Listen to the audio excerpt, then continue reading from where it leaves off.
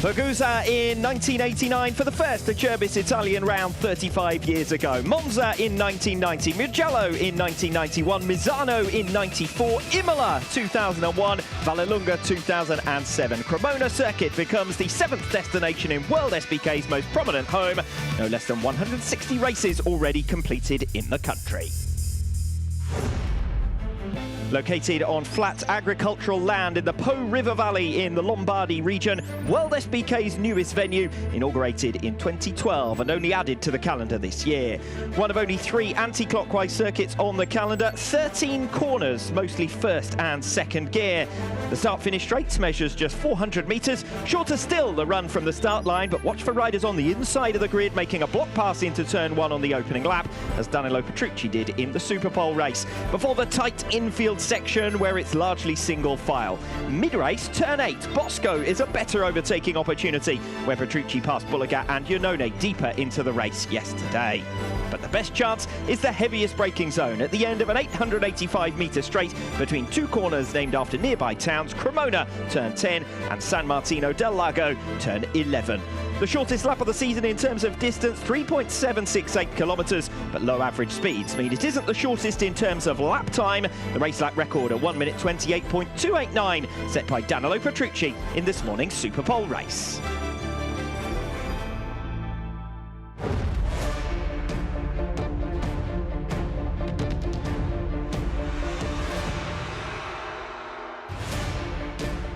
Despite being unable to make a start in 2 rounds, Toprak Razgatlioglu will remain the World Championship leader when we leave Cremona Circuit this afternoon. Nicolo Bulliger has been unable to maximise his rides in hand, with a race 1 fall in the French round, a 2nd place behind Danilo Petrucci at the Italian round yesterday, and off the podium altogether this morning. 37 drop points in the last 5 races that could prove very costly indeed. Even a win here for Bulliger would only give him back 25 of the now 29-point deficit. Bulliger has averaged 39 points per round this season. Toprak has averaged 52. So should Toprak miss Aragon next weekend, Bulliger can afford to play the long game. We could be in for a very close finish to this 2024 World Championship. Steve English alongside me. Nicolo Bulliger really needs to maximise this afternoon without the series leader, because he may have to go head-to-head almost level on points terms in the final quarter of this campaign. Yeah, and for Petrucci, he's got the clear speed advantage, the pace advantage, the confidence here after 2 race victories. He wants to make it a hat-trick here at Cremona. Iannone on the outside, the front row of the grid. We didn't get to see his true pace in yesterday's race, but able to come away with a podium in the Superpole race this morning, so we'll see if he's able to get in the mix. For Bulliger from the 2nd row of the grid, P4, he needs to make sure he's able to come away with points, but he knows now that he isn't going to lead the championship coming out of this round. The results of this morning's Tissot Superpole race, and after his first win in race 1, Danilo Petrucci claimed his first over the 10-lap distance by a 1.8-second margin, charging from 3rd to 1st into the first turn and dominating from there. Both Alex Lowes and Andrea Iannone bounced back from falls yesterday by returning to the podium. Iannone with his first in 10 races, Lowes passing him on the final lap, having already dispatched Nicolo Bulliger for his 5th rostrum finish in 9 Superpole races. And a great scrap from 5th place down as well. Iker Lecuona and Honda having a great weekend. Alvaro Bautista coming through from 13th to 6th. Rabat and Ray running in the points early on before fading, with Garrett Gerloff making a recovery. Steve, a race of strategy this morning as well, with a pretty visible tyre offset and a race of 2 halves. Yeah, it was really interesting actually in a Superpole race to see it where the tyres really were the deciding factor out there in the closing stages, and we'll see what everyone does during the course of this race, but everyone should be out there with the X tyre. It just depends which one they're going to use. Making our way in then to see the star of the show thus far, Danilo Petrucci, winner of race 1 and the Tissot Superpole race, and he was on the front row of the grid as well after the Superpole session, so not quite a perfect weekend with 3rd on the grid, but near as darn it, and particularly for Barney Ducati at their home round. Yeah, and he just looks very comfortable around this track. That bike works well around this place, and we've been able to see that the Ducatis do have the legs on everyone else, and Petrucci's had the speed on the rest of the field. Are we expecting him to be able to romp away in this one? I think there's a couple of riders there who expect they'll be able to keep him honest in race 2. Do you know who's probably one of the riders to keep an eye on? Is Alvaro Bautista from the second row of the grid. We know that if he can make a good start and keep himself in those top 5-6 positions, that as the race progresses he should get stronger. And his pace at the end of yesterday's race, before the red flag, he was the fastest rider on the racetrack. And truthfully, Bautista is the point of difference in race 2 compared to race 1 yesterday afternoon, because he's that much further up the grid now. Started on the 5th row of the grid yesterday and came through, and now from that second row start in 6th position, he gives himself the opportunity to maybe be able to go with them in the early stages. He struggles on the full fuel load, and as the race progresses he gets stronger and stronger. So if he's able to keep himself in that 6th position in those opening few corners, it gives him that opportunity. But we have seen him vulnerable on lap 1. Danilo Petrucci there soaking in the atmosphere, enjoying being the home hero here, and the venue packed out for the climax of the weekend race 2. Yeah, packed out for Petrucci and Ducati riders, and Bulega comes into this one needing that race victory to close up that margin on Top Rack, and the problems of this morning have to put out of his mind and look forward to race 2. We are down to a 24 rider field. Let's introduce you to our permanent competitors.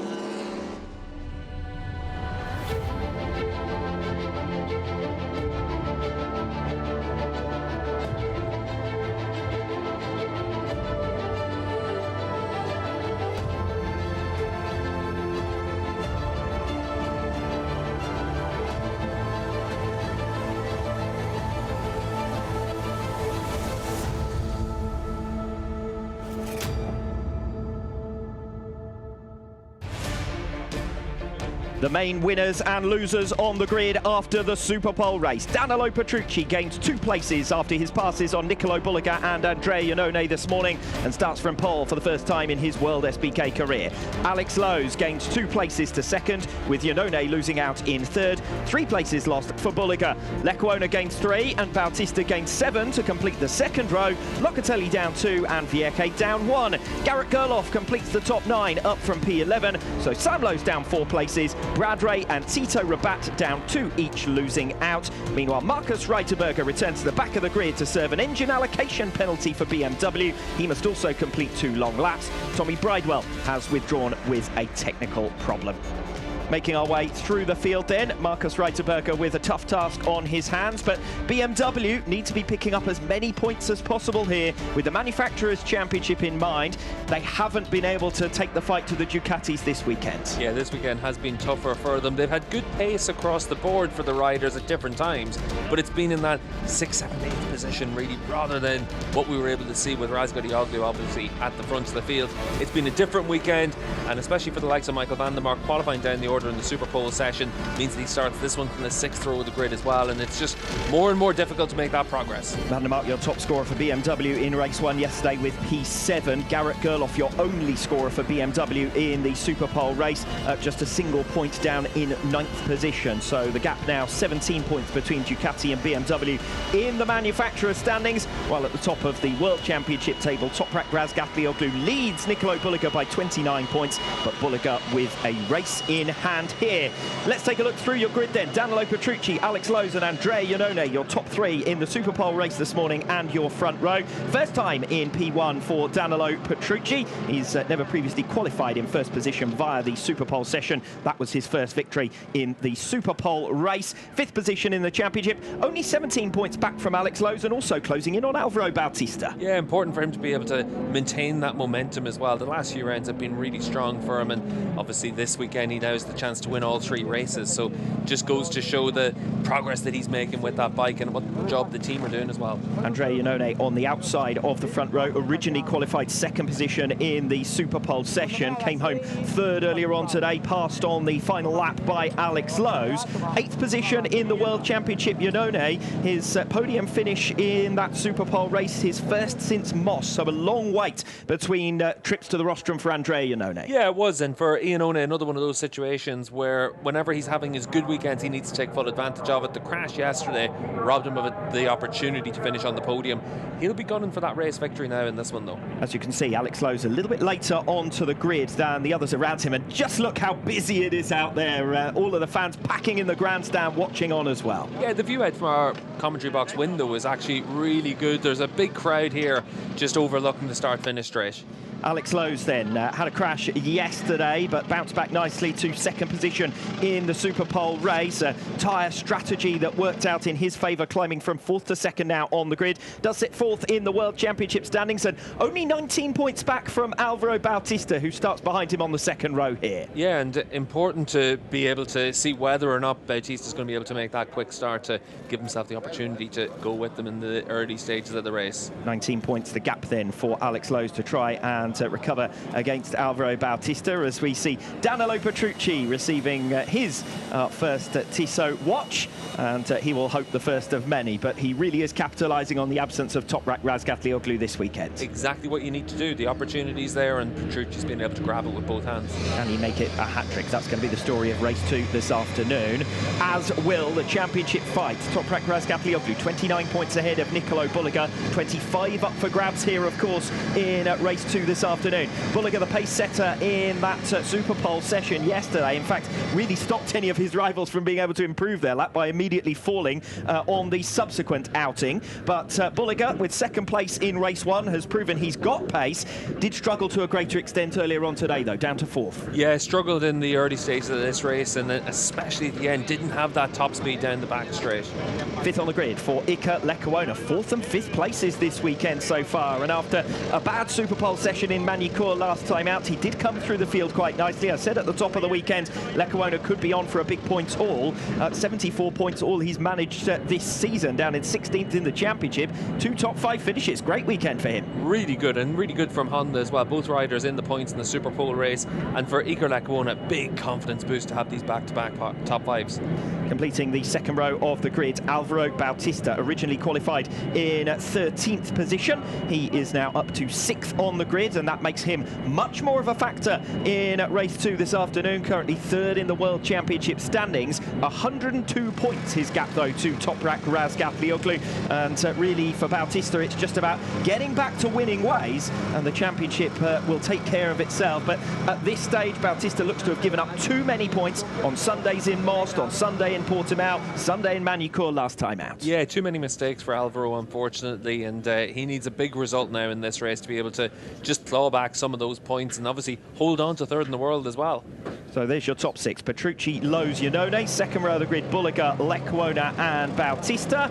And then on the 3rd row of the grid, Locatelli, Vierke and Gerloff. Locatelli, P5 in Superpole, down to P7 in the Superpole race. Much better after his misfortune running off the circuit yesterday.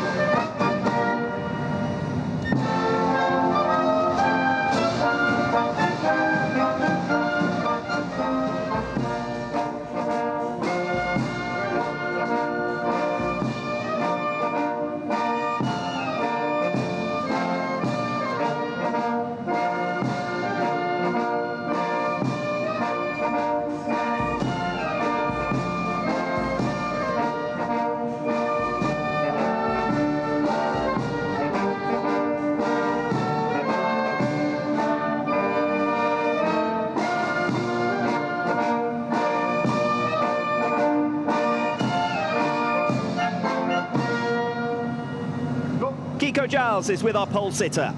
Thank you, Alex. It's warm down here, a lot warmer than yesterday, but the coolest man in the house, Danilo Petrucci. We all have the same question. Can you make it 3? I think in 40 minutes we will discover. But yeah, I'm trying, and yeah, I really would like to do a good race. As I said in the last few races, the podium is always the target, but yeah. With 2 victories, we try to make it 3. Danilo, best of luck. Thank you. Not many riders manage 2 in a row, let alone 3 in a row, but that's the target here for Danilo Petrucci. Yeah, and it has to be for Petrucci because this is the opportunity to pick up 3 wins in a race weekend, and any chance you have to win in World SBK, you have to grab it with both hands. He's done it so far this weekend, and he's got one last race to do it. Keeping a cool head while his rivals have fallen around him. Yesterday, Iannone and Lowe's, who line up alongside him on the front row of the grid, both coming to grief and looking to make amends in the higher scoring race this afternoon. Back to the grid then, 3rd row row. We've already seen Andrea Locatelli, Xavi Vierque and Garrett Gerloff alongside him. Vierque, the second Honda, directly behind his teammate Lecuona on the middle of the grid. Vierque originally qualified in 7th, a place ahead of Iker Lecuona, but has finished behind his teammate in both of the races thus far. Has outscored him in the championship, but only by 7 points. So a bit of a battle between the two Hondas to leave as top Honda in the standings at the end of this weekend. Garrett Gerloff completing the 3rd row of the grid, the highest placed BMW rider on this grid, and the only BMW to score a point in the Superpole race earlier on today. He finished in 8th position in race 1, 9th in the Superpole race. Modest weekend as far as BMW are concerned. Yeah, it has been one of those weekends where BMW would have wanted a little bit more than what they've been able to take from it, but the big thing for them was to be able to make their engine changes for Toprak's bike and live to fight another day when Toprak comes back. Yes, the focus will be on Toprak Razgatlioglu's return, and the next question after this weekend is whether that return will be in time for Aragon next time out. For the record, Garrett Gerloff 10th in the World Championship standings, 104 points. Michael van der Mark, after Toprak, is your next BMW. He is on 168 points in 7th overall. As you've just been saying, Marcus Reiterberger back of the grid once again. Just explain the strategy behind this and how that sets Toprak up for the remaining rounds. Yeah, the big thing is to make sure that you're not using up any mileage on the engines for Toprak, and obviously for Reiterberger it's a bit of a shame for his weekend, but that's also the way of the world. And for Reiterberger, he's been able to give everyone a good reminder of how good of a rider he is as well, with some really strong performances in some of the sessions this week. Yeah, I wouldn't rule him out of the points-paying positions. Did manage to take a 14th position in race 1, albeit, you know, there were a couple of incidents there, but who's to say there won't be a little bit more attrition here this afternoon. It's a new circuit for everyone. Everyone's still trying to get to grips with things out there. Yeah, and it's very warm, like Kiko said down there. There's no real wind out here, but we're about 3 degrees warmer than yesterday, which means track temperature's up a little bit hotter as well, and it is going to be tricky for the riders out there with the tyre life around this place. Row 4, Sam Lowes, Brad Ray and Tito Rabat. Lowes, who retired yesterday, was 14th in the Superpole race, so he drops from his original grid position of P6 down to P10. That was a decent effort in Superpole for Sam Lowes, who of course has missed a round through injury, 18th in the championship, 40 points to his name, and looking to add some more points here this afternoon. Yeah, really important to be able to come away with points-paying finishes for the likes of Lowes, and that row's action-packed actually for riders that did a good job in their Superpole performances. Yeah, likewise Brad Ray and Tito Rabat, who were 9th and 10th on the grid after the Superpole session. Ray coming home in 15th place in the Superpole race in the end, so losing some positions quite dramatically in the latter stages, but it was nice to see him running up towards the front of the field early on. Brad Ray, who's scored 8 points this season so far, 5 of them in race 1 yesterday afternoon. Yeah, and a good reminder from Ray as well, just of how good of a rider he is. It's just so tough in World SBK now. There's 18, 19, 20 riders on any given weekend that are all at a very high level, so it's difficult to break into the points if you don't have that full package underneath you. And Tito Rabat certainly enjoying his best weekend of the season as well. A retirement in the end yesterday, and only 10th position. He was just a few tenths of a second away from making it into the top 9 and into the points, which would have given him 3 more positions on the grid, but you'd expect him to be scoring here, which is a feat in itself, given that he's on just 10 World Championship points this season. Yeah, hopefully Tito can get a bit of a reward for the best weekend we've seen from him so far this season. Nice to see Pichetti as well, just giving that notice to Toprak as well, their former race-winning rider. The 5th row of the grid, Axel Bassani, Scott Redding and Remy Gardner. Bassani with his season's best, joining Kawasaki of 5th position in race 1 yesterday. Only 11th for him in the Superpole race, and only qualified in 12th place originally, so he's now down to 13th position. 80 points on the board for Axel Bassani this season. He has struggled to adapt to new machinery. Scott Redding lines up in 14th place, originally qualified P15, so 1 place gain, 13th in both of the races thus far. And as we say, it's been a weekend of struggles for BMW, and particularly for Scott Redding.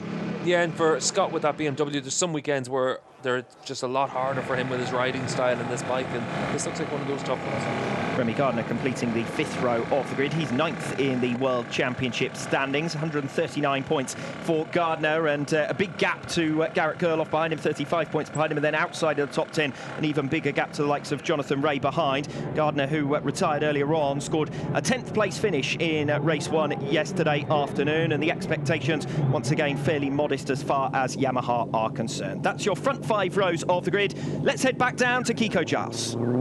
Thank you, Alex, down here with team principal Serafino Fotti. Sarah, we know the technical problem and the new engine for Nicolo for this one. What's the strategy? Yeah, to be honest, we don't understand really well the problem. For this reason, we decided to change the engine just for safety reason. But anyway, then after a race, we check really well the situation. Final thoughts. We saw yesterday that BMW had introduced this 7th engine for the team, but so it will be fresh for Toprak when he comes back, if he's back at Aragon. Just some thoughts on that strategy from your main title rivals. Yeah, to be honest, it's good strategy because the rule is allowed this. So for this reason, why not?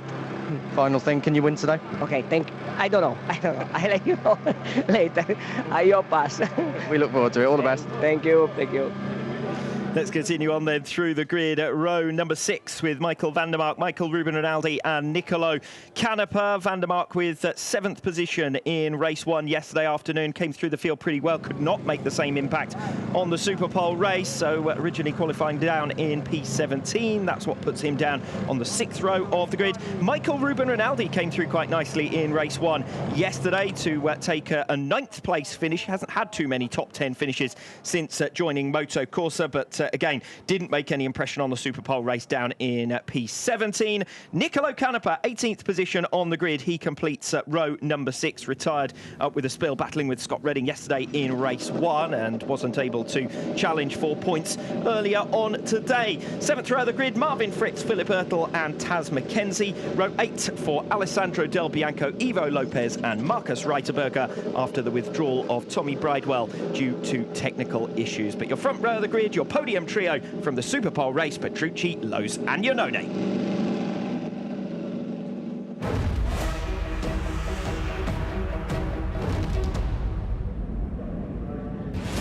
Since the addition of the Tissot Superpole race in 2019, only 3 riders, the so-called Titanic trio, the men who've taken the last 9 world titles between them, have managed to join the hat-trick club. Alvaro Bautista the first, 10 times with Ducati. Jonathan Rea, 4 times with Kawasaki. And Toprak Razgatlioglu, twice with Yamaha and 4 times this season with BMW. But Toprak is out of the way, and a new star has emerged in Cremona. Danilo Petrucci, with his first win in race 1, has now added the Superpole race and is only missing race 2 from his collection. Alex Raby and Steve English to find out if Petrucci can go unbeaten at the Acerbis Italian round, starting from pole. Petrucci starts as your clear favourite, winner of both races so far this weekend. Fastest laps and a very strong